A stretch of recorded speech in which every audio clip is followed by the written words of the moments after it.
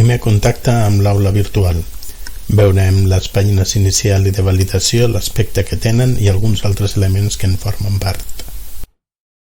Primer de tot, unes adreces importants són la del portal del centre, www.cfams.cat, la de l'aula virtual, cursos.cfams.cat, i després necessitareu l'adreça de correu electrònic del professor o professora que tingueu aquest any.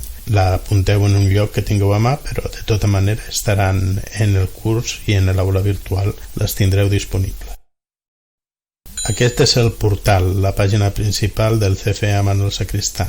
Hi ha tota una sèrie d'informacions generals de tots els cursos que es fan, etc. I des d'aquest mateix portal es pot accedir també a l'aula virtual, que és el que ens interessa. També podeu escriure en la finestra d'adreces o en la barra d'adreces l'adreça URL cursos.cfams.cat, que és l'adreça de l'aula virtual.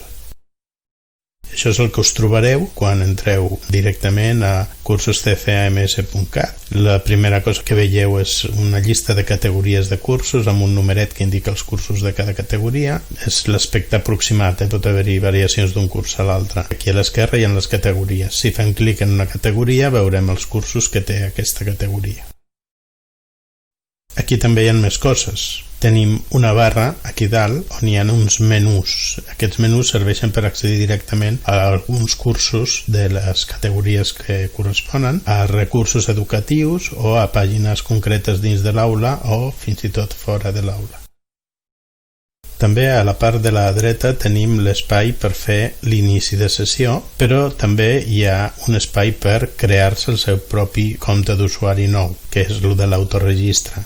Si has oblidat la contrasenya, la pots recuperar aquí, però no et creïs un usuari nou només per haver oblidat la contrasenya.